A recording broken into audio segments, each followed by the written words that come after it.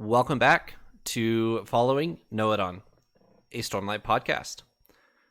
This week is episode 34, and we are doing chapters 36 through 39 of Words of Radiance.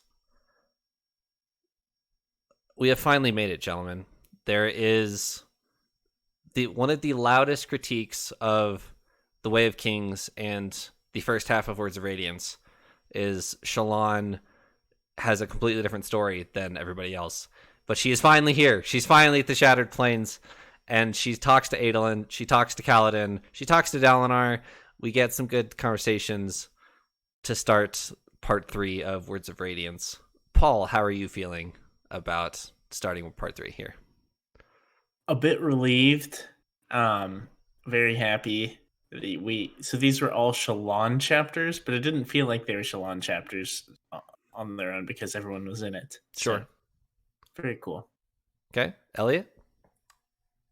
Stuff is happening now. I still feel like we're fresh off the whole Szeth and Shallan drawing the Shardblade craziness we had 2 episodes ago, and stuff is still happening. We now have this big council. We have Shallan actually showing up and interacting with all the characters. We're in the thick of it now. Words of Radiance. 2 weeks ago, I said I was excited for you guys because this is where I think Words of Radiance really starts, is when Shallan is... We've kind of picked up some Shallan character development of Tin and Yasna, and she's finally here, and this is kind of where Words of Radiance really starts going. So we are here. Do you guys have 2 words to summarize this High Court scene that Shallan walks into? Yeah, my 2 words for this were, they go hand in hand. It was honesty and deceit. Okay. Eliot? Paul, I feel like your 2 words are really good to describe like just Shallan's journey so far. But the words that I have for these chapters were fear and maneuvering. Okay. Fear, maneuvering, honesty, and deceit. All right, let's talk about these.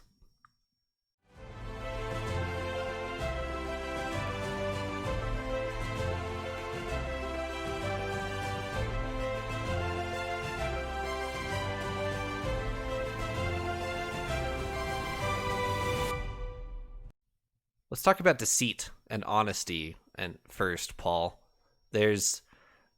Shallan is very tactful here and chooses to be honest sometimes and chooses to be deceitful others with who she's talking to in the room at different points. So talk to me a little bit about your words.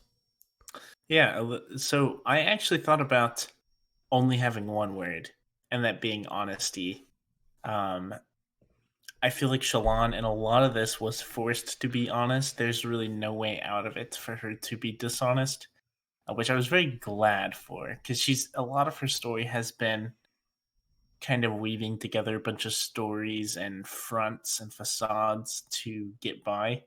And here she kind of just had to be honest with things in order to get where she's supposed to be. And I was very grateful for that, in all honesty. And for the deceit side, it was less so with Shallan specifically in my mind, and more so with kind of a lot of the politicking that's going on, and things like all the drama that happened with Adolin and the other princes and people around there. I felt like they were just kind of being nasty to each other. And one step further, I felt like it encompassed, like Eliot said, that encompassed Shallan's story thus far pretty fully. It's all about truths and lies, or deceit and honesty. So that was why I went with that. Okay. Eliot. So I had fear and maneuvering. Maneuvering for mostly all like you're mentioning, Paul, the politicking and everyone trying to maneuver the other party into the right position and trying to convince others.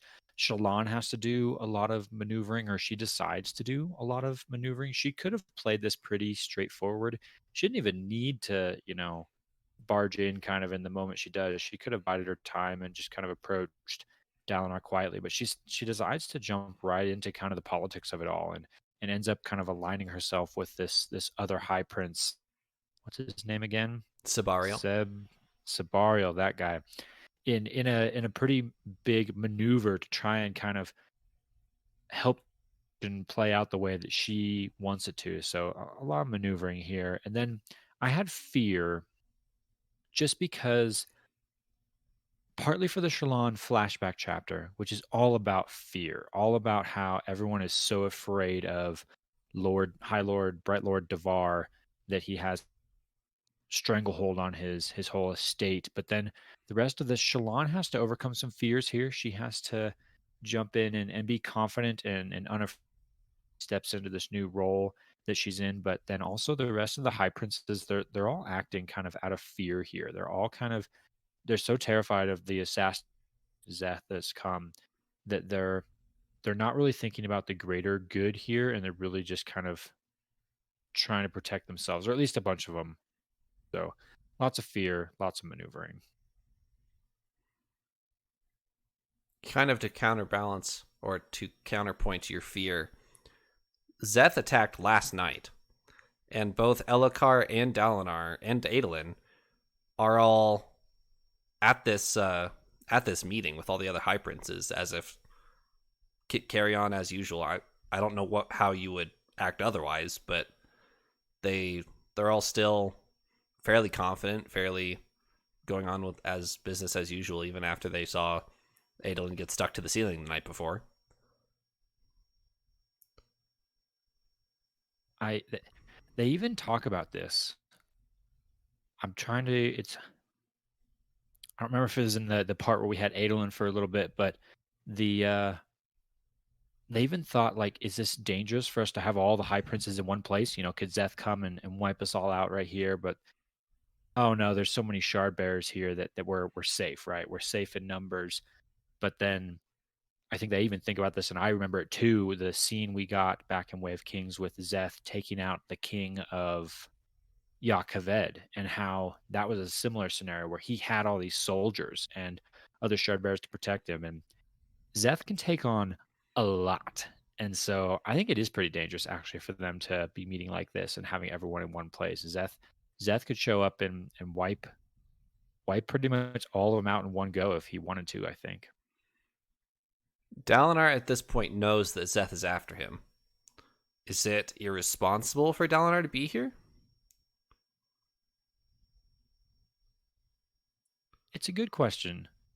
I think he's probably thinking that he's more in danger on his own. That as an assassin, he's way less likely. Szeth is way less likely to just full on attack a huge gathering, and so Dalinar might feel that he's safer here. Is he being a little irresponsible? Yeah, maybe. I mean, he's kind of endangering the rest of these folks, knowing that Szeth is after him. But I don't know that I would say he shouldn't come to this. I think they need to figure out something to do. So I would say he's within his right for sure.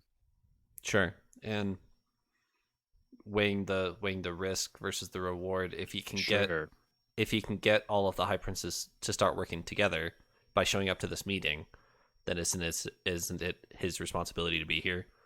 Exactly.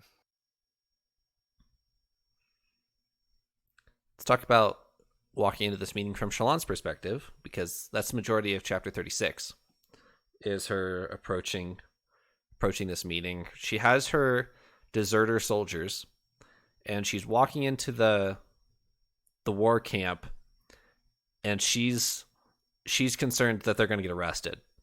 She knows that they're deserters. She knows that they're from this camp. I think Vatha has said that he's from Sadeas's army, and she's worried that they're going to get confronted. But it's fairly clear until she runs into Kaladin at the palace, or at the courtroom door, and Kaladin recognizes Gaz. Any thoughts on this chapter? I thought this chapter was really entertaining. Mm-hmm. Because I was curious how it would go because we knew Shallan was going to see Kaladin again after faking being a horn eater Yeah. and demanding his boots. Um, she was honest with who she was in a sense, and she said, "Hey, I'll give you some boots back, no worries." I was really curious what would happen with Gaz, and I guess it wasn't what I expected. Sure. I don't know. I feel like Kaladin was less aggressive about it. I thought he was just going to be super outraged and try to just hurt him or kill him or whatever. Um, yeah, not that much happened, but it was kind of a tense moment. Yes. Yeah, the whole time through, especially the Gaz part, Shallan is thinking, "Oh man, this couldn't go any worse." But I'm kind of with you, Paul. Like I thought it was going to go worse. I thought it actually went fairly well from Shallan's perspective. That could have been much more violent. The reunion of Kaladin and Gaz, and they're pretty shocked to see each other. But yeah, it could have come to blows. I think. I think this scene is really funny from Gaz's perspective. Gaz leaves the war camp. He deserts with some of his buddies. He had a couple run-ins with Kaladin back at the war camp. He comes back a month later, and he's the captain of Dalinar's guard. He's like, wait a minute. how does that happen? He even compliments him. Kind of, he's like, "Oh, Kaladin, look at congrats! I love what you've done with the place." Yeah. Which is hilarious. Because I mean, if you're Gaz, right, there's no world that this happens, right? Right. Like this doesn't happen, and that was very funny. From Shallan's point of view in this chapter, she turns around and Gaz is already halfway down the corridor, like because he recognized Kaladin and is running. I just imagine Gaz is walking up with Shallan and does this massive double take on the captain of the guard who's confronting Shallan. He's like, "No, it can't be. Oh, it's definitely him," and it just like starts walking the other direction. Yep, couldn't get out of it though. He was stuck. But at the end of this, Shallan gets a writ of pardon from King Elhokar himself for Gaz. So at the end of this little section of chapters, Gaz is completely forgiven. So I'm very proud of Shallan for coming through on that. Actually, she, there was a scene where Tin was trying to convince her to turn them in and collect the bounty on all these deserters, but she goes exactly the opposite route. She goes straight to Dalinar and makes that demand basically of saying, "Hey, look, yes, they were deserters, but they helped me out. I promised them clemency. I need to get that," and she gets it for him. Like that's good. I think that was a very good move for her. Very honorable move. It was, and that's one thing I kind of wanted to bring up. So we had this discussion of when Shallan gets here, who she meets with is gonna Oh yeah. basically set the tone for everything, right? And I have to say I was very wrong with this and what I thought would happen, or at least what would happen per person she meets with. So she talks to Dalinar, and I just have to say, if it was anyone else that she really talked with about this, about things, I feel like it wouldn't have happened because she was very just straightforward and honest with it. And Dalinar is one of the few, if not the only High Prince who would appreciate that, I right. guess, and really take that into serious account. And what I was really surprised of was how almost poorly Navani treated her. Not, Yeah. I would say it was very justified. It was like an emotional moment for Navani, I guess, Right. with the delicate information.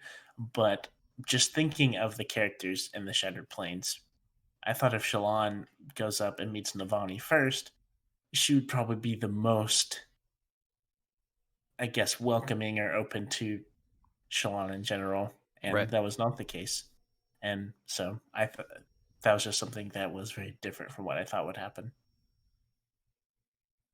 Yeah, I completely agree. I thought Navani was going to be much more sympathetic to Shallan, and instead she was almost, accusing Shallan of having a hand in Yasna's death, which, like we said, I think that's excusable for her. She just learned of the death of her daughter, which is pretty terrible. So she's not in a great state of mind. But I was a little surprised there, and yeah, Shallan ended up kind of meeting. I mean, she meets Kaladin first for the most part, but then kind of meets all the rest of them all at once.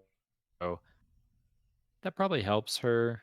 I think that was probably one of the better scenarios as far as kind of getting through all of this. So I think Shallan came off pretty good, all things considered. I agree. One thing I want to bring up, emphasis on, I want to bring this up briefly. Okay. So, back in The Way of Kings, I talked about how there was the scene between Dalinar and Navani that were just awkward, not a fan of them, right? Right. And this one, I feel like it's kind of setting that romantic stage almost for like Shallan and Adolin. Yeah. But there's got to be a camp here, right, for Shallan and Kaladin and Shallan and Adolin, right? Because it was very intentional with this like bickering back and forth between Shallan and Kaladin that I was like, if this were a movie, you would see that and be like, okay, they're gonna fall in love. Like Right. that's gonna happen later on. But also Adolin and Shallan really seemed to fancy each other. So I don't know. I guess pick a side, and I don't know if anything will happen there. But I thought that was kind of funny. That I think it was in the same chapter. It really seems like one was like the comical. I don't want to call it an interest right now, but you know what I mean. Right. Interaction, and the other was like a oh handsome prince, like I thought it was kind of funny, but yeah. One thing to think about if that were to happen is Kaladin, I don't think would ever admit to himself that he likes the light eyes. He would True. suppress that forever. So True. That is fair. If you are going Good. full love triangle prediction camp, then you might have a Kaladin bump in the road there. That is true. It would take a lot of character development, which is how it. Right now they hate each other, right? They hate you, so we'll see. But Yeah. I don't have a side. I don't. I'm not that invested in it, but I felt like it was an intentional interaction there almost. Sure. I could see it in a movie setting at least. Totally.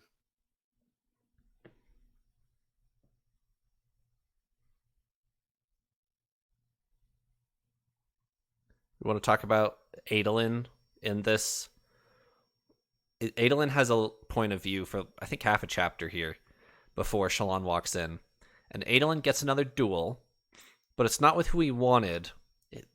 The whole ranking system of their duels, of the Light Eyes duels, he's trying to obviously take down the highest ranked Light Eyes he can so that more people will see him as a threat and more people will take him seriously. But he's not, like, people are still avoiding Adolin's duels. He does get a duel for one shard, and he puts, 4, 5 on the line 5, for one.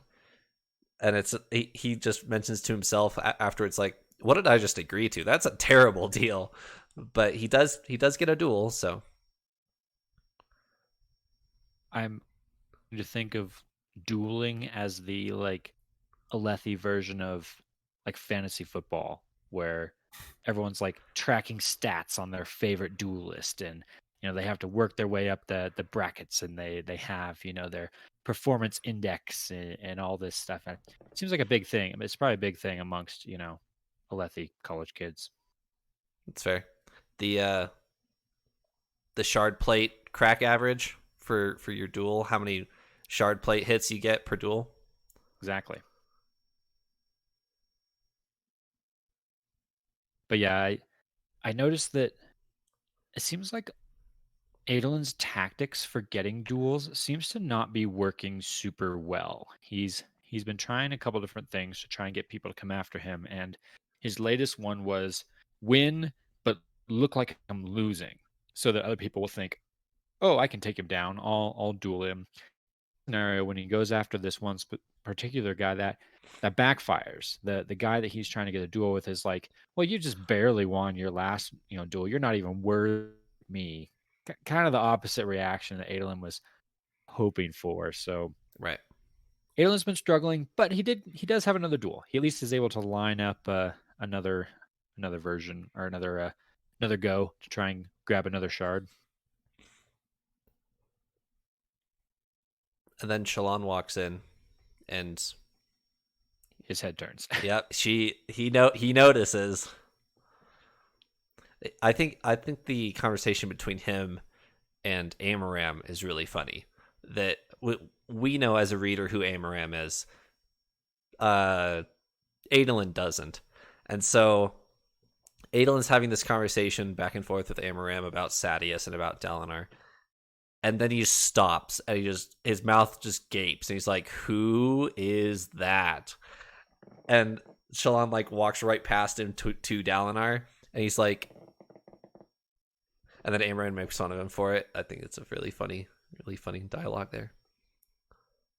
It was funny, and this was another thing that didn't go how I expected it to. I really was gonna like take a guess that Adolin wouldn't have initial interest in Shallan, and Right. that it would have to be some kind of, I don't know, whatever development thing. I didn't think it was going to be an initial interest. So yeah, I guess my judgment on how these interactions were going to go are way different than I internally predicted.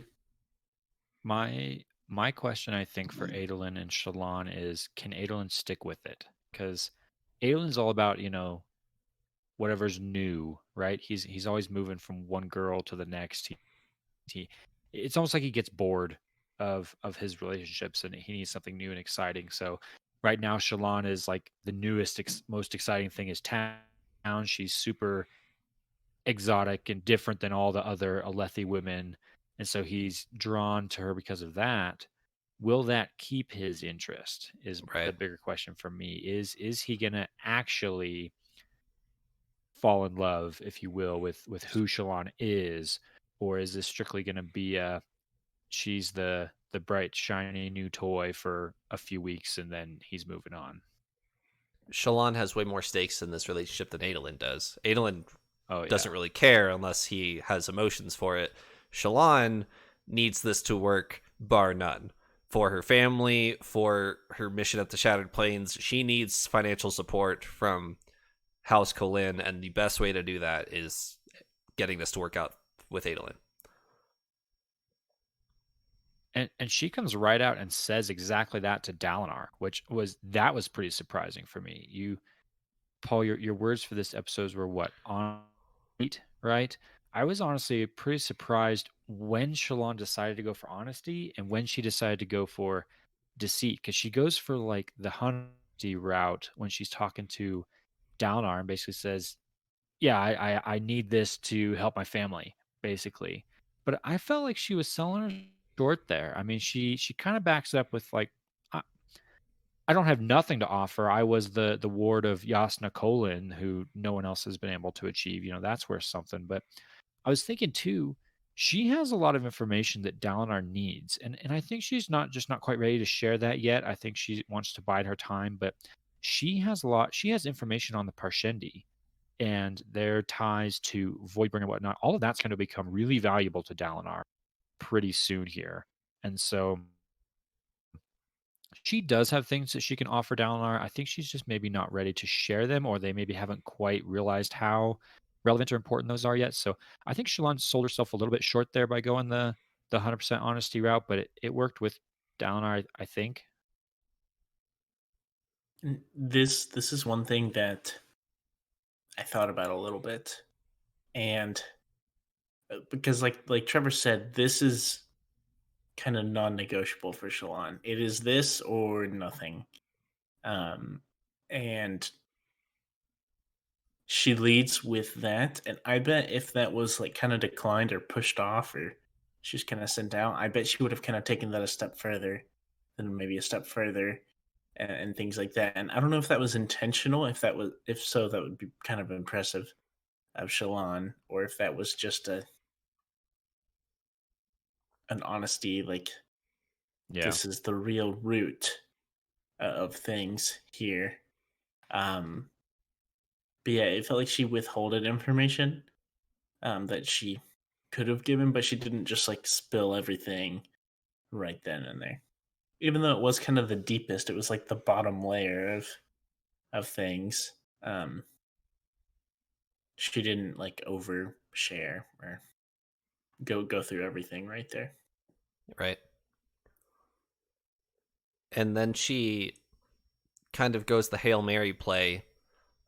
Everything's gone well with Dalinar and House Cullen so far, besides maybe Navani's reaction, but everything has gone well so far that she decides to go full send and put Sebarial on the spot. She doesn't even know Sebarial.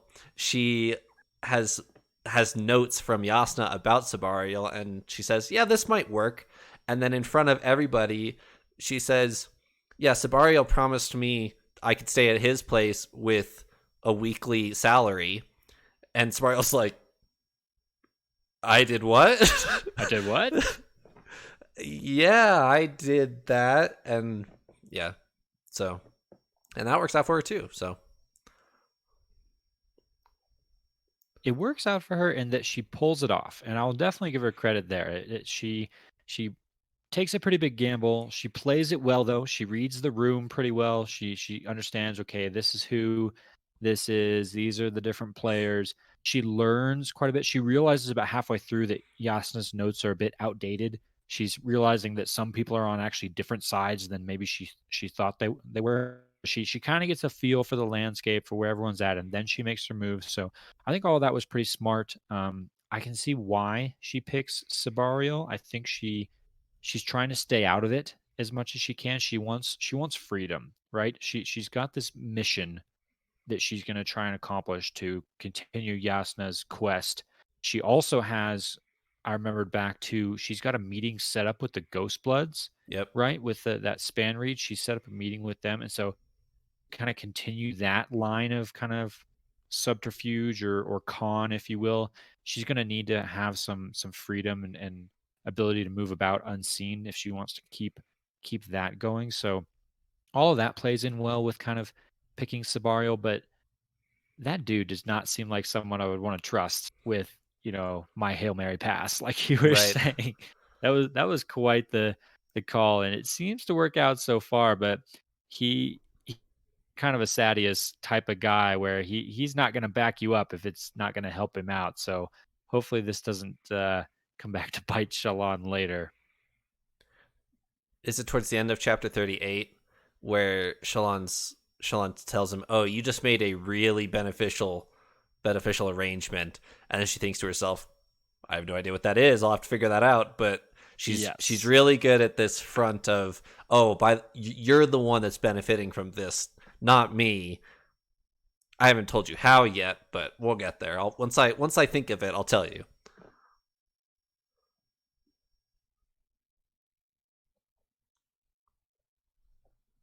One thing I want to mention before we move on from, we've been talking a lot about chapter 38 there.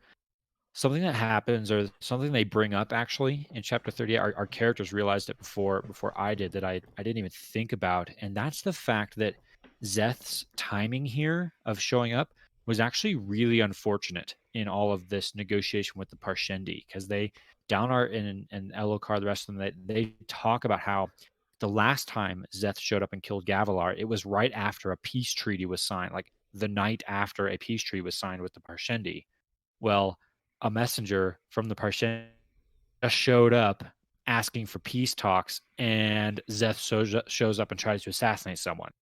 Like, we know, or at least we think we know, that those are completely unrelated. We know that we've seen kind of some of the Parshendi, they're honestly trying to have some peace talks, at least at this point. We know Szeth has been sent by Arvangian, completely different. So they're not aligned, but from the Alethi perspective, it totally makes sense that they would be aligned. And Right. so that's going to really some suspicions here and throw a wrench into the whole peace talks with the Parshendi works that I didn't even think about, but makes total sense. That was some really bad timing there. So when they go to talk to the Parshendi, they'll be like, "All right, why did you try to assassinate us again?" And they'll say, Exactly. We did what? We didn't send the assassin again." Now, those peace talks, as we talked about last episode, may break down for other reasons, but Right. we'll see what happens. In the form of storm form, but yes.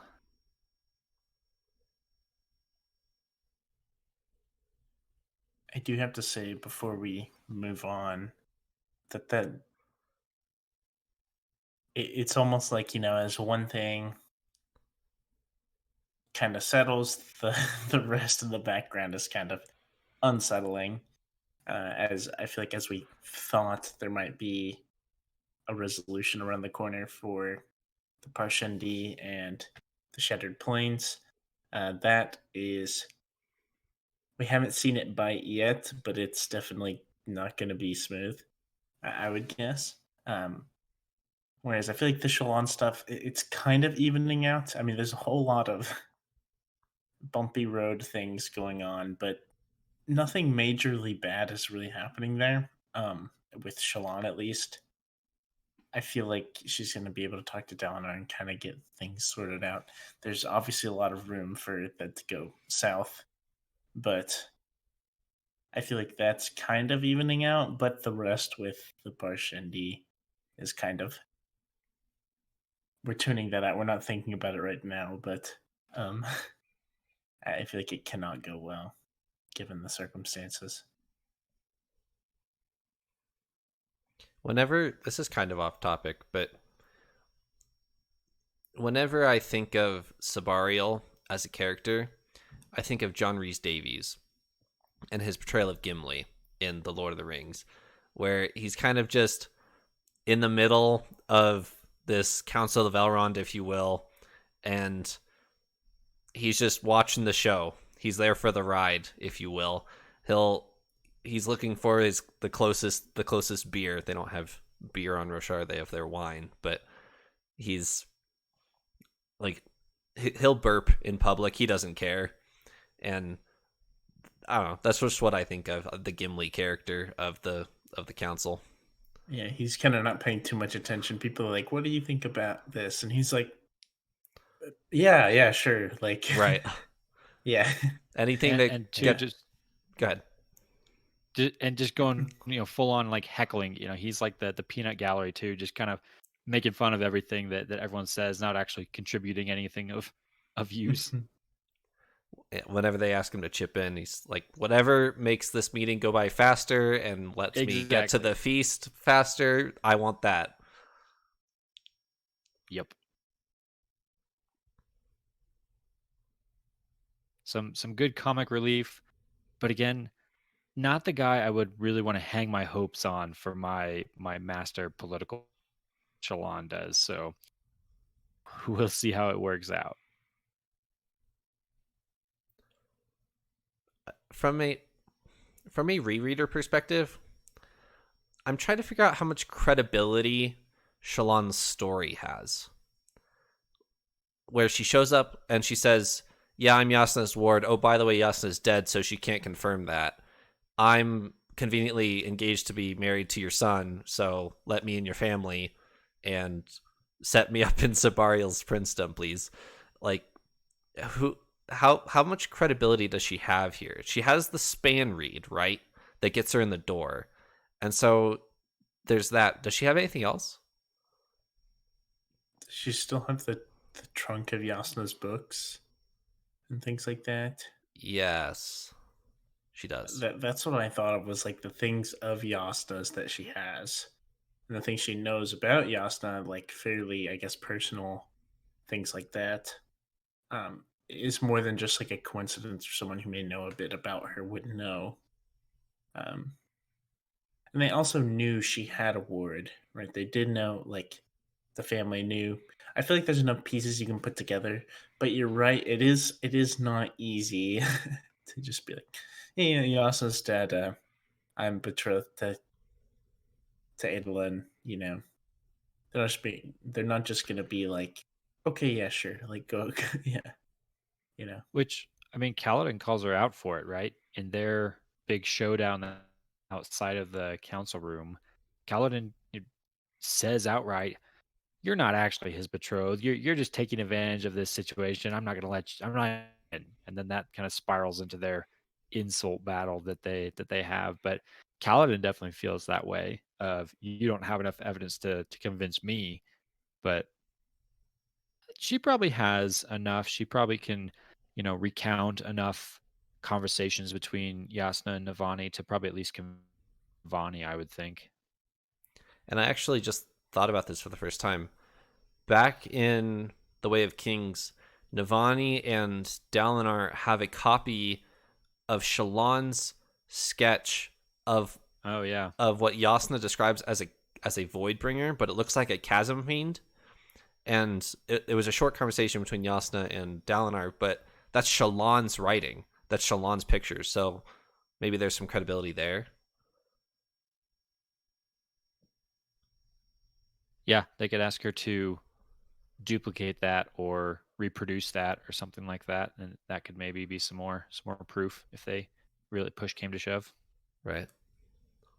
But as far as Adolin's concerned for now, he doesn't care. She's pretty, so he's happy.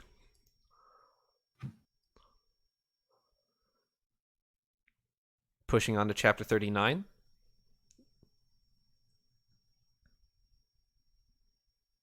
So I want to say this is a not profound input. This is I feel like I should read this chapter 3 more times than I have.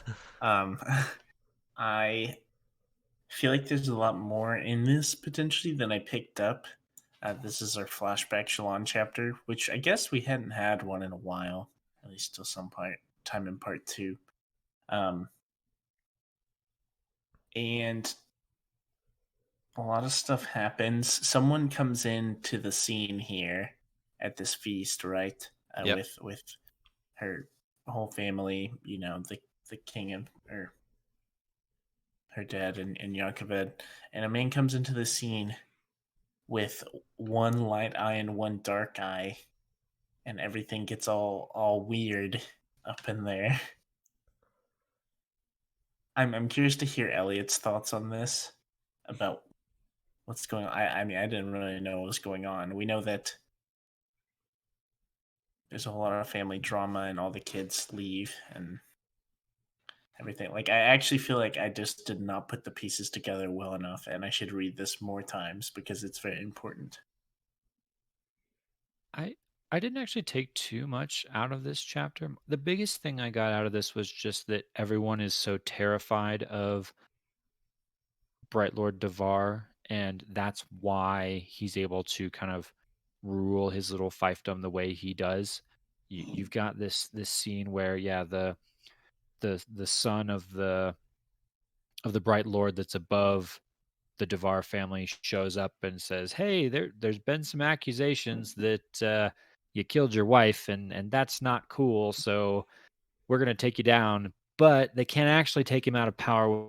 Kind of, corroborating evidence, which they can't get because everyone's so terrified of Lord Davar himself, and so no one's willing to speak up about it because they know that he's going to beat them to death. And so just kind of this reign of terror that he has over his household and his little mini kingdom was the biggest takeaway for me.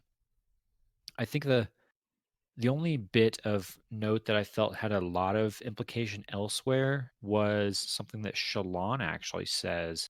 So towards the end of the chapter, her brothers are talking about, oh, he'd be getting what he deserved if they came in and deposed him since he killed Mother. And Shallan replies with, he didn't kill Mother. She gets cut off before she talk more. But we've been suspicious that maybe this is Shallan specifically saying that he didn't.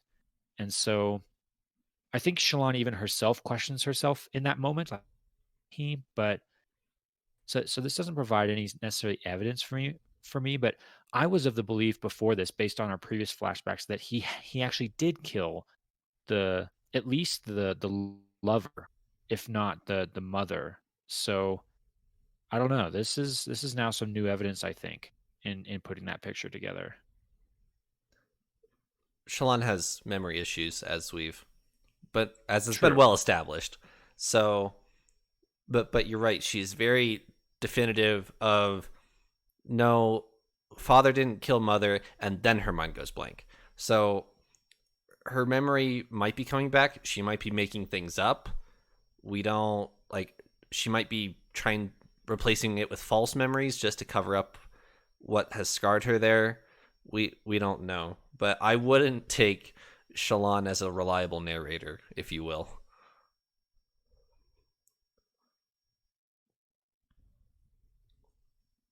Yeah, it's no definitive evidence either way, I don't think, but it's a little more of that, trying to piece together what happened on that fateful night that has scarred Shallan and caused her so much pain and brokenness. So it's another kind of glimpse into that. We still don't have the full picture. There's still the glowing strongbox thing in her father's room, which we can't figure out how that plays into it all. So yeah, I didn't take a ton out of this flashback chapter. Actually, it kind of gave me a feel for some of the, like, her brothers and their personalities, but I didn't take any massive revelations from this chapter. Something I do want to highlight in this chapter is I want to give the Davar family a little bit of personality, because it's kind of easy to dismiss all of them as each of them have their own problems, and they're all weird, and Shallan's lucky to escape from that place alive. But when the messenger comes to confront her father, her brothers group together, and they're trying to laugh. They're trying to be a family, because uh they take it serious for a little bit, and then Shallan says, "Oh, I can hear what they're saying," and they all look at her and say, "Oh, wait, really? What are they saying?" And she just completely makes up a story just to make them laugh, and then once they figure it out, they laugh at her, and then they kind of pause and they say, "Wow, I wish we had more of this. This would be really cool if we could, be a family, laugh a little bit, and have what other people have." Because they don't have a mother. They think their father killed their mother, so they're not on good terms with their father, and they just have each other. So they're trying to get through it together. They've got their problems. Shallan has memory issues. She barely talks.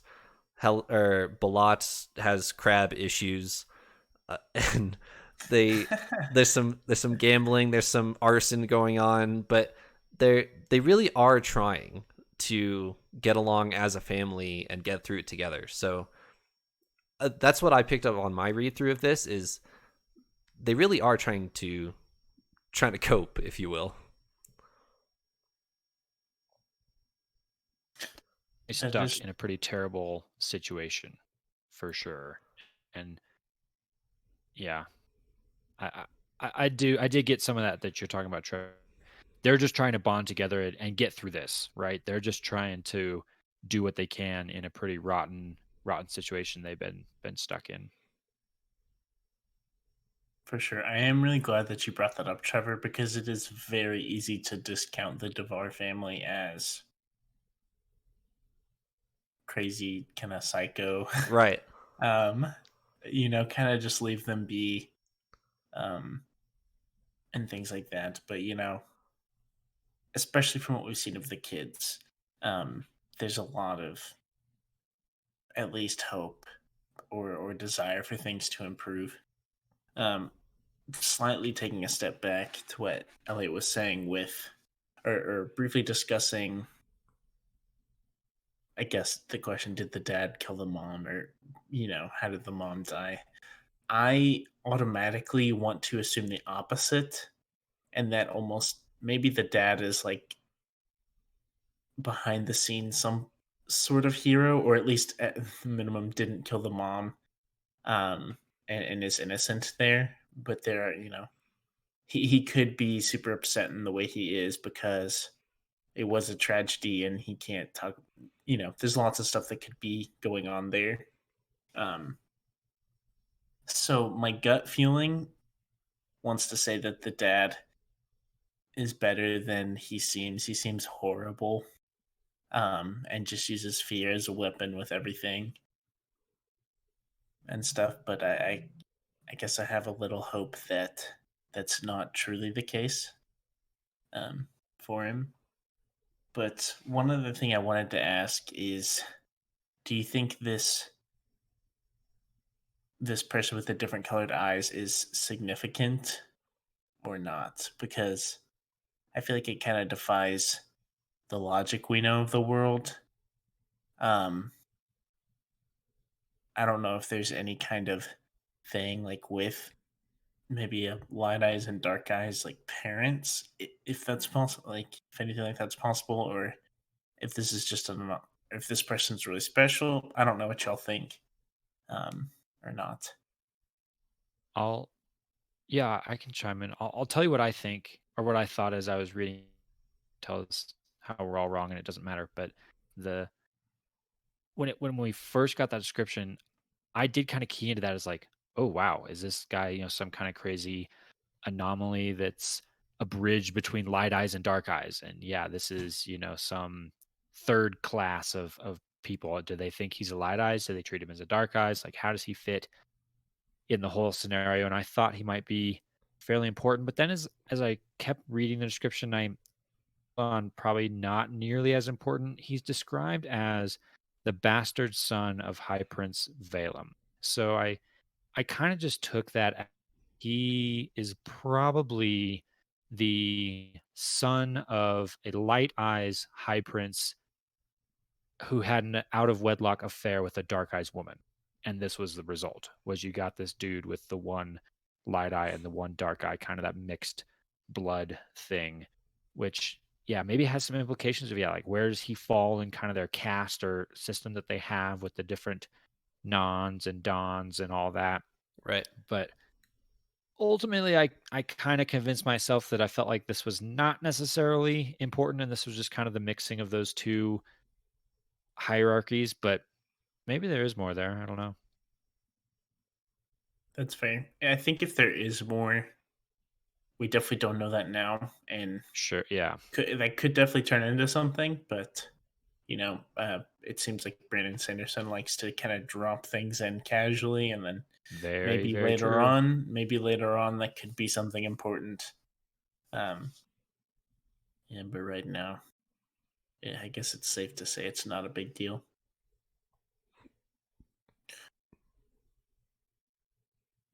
Good stuff, guys. Any closing thoughts from this chapter or the whole episode? This was a I very enjoyable part to read, but I guess it wasn't super earth shattering. So I'm really looking forward to going forward.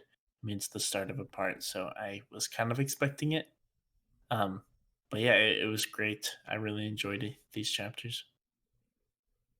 I too thought it was good. I'm really wondering what's next. It's starting to move quite a bit quicker. The first part of Words of Radiance was a little bit slow.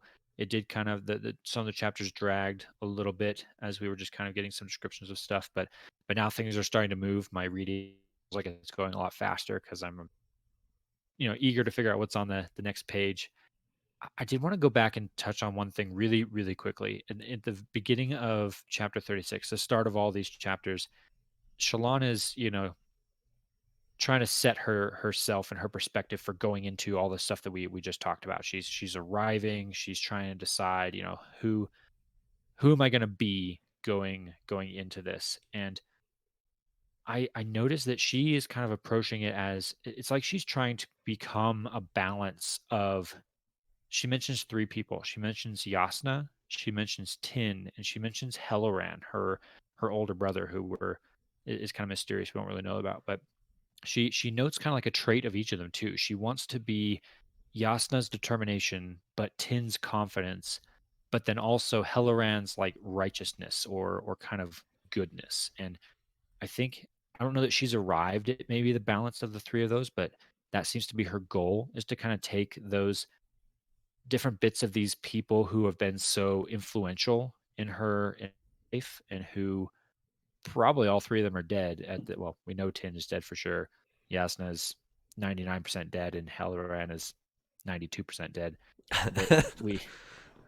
They're probably all dead and gone, but they've been really important people in her life. And so for her to use them as kind of role models and trying to take on the best traits of each of them and become who she is, I thought that was pretty cool. And I hope that she does find a good balance of those. We see little bits of each of those, I think, in these chapters that but seeing where Shallan develops from here is going to be cool. Yeah. You have on the outline, the first thing you have on the outline is fake it till you make it. And yes. As she's being carried up in a palanquin to the palace, she's drawing herself, presenting to the court.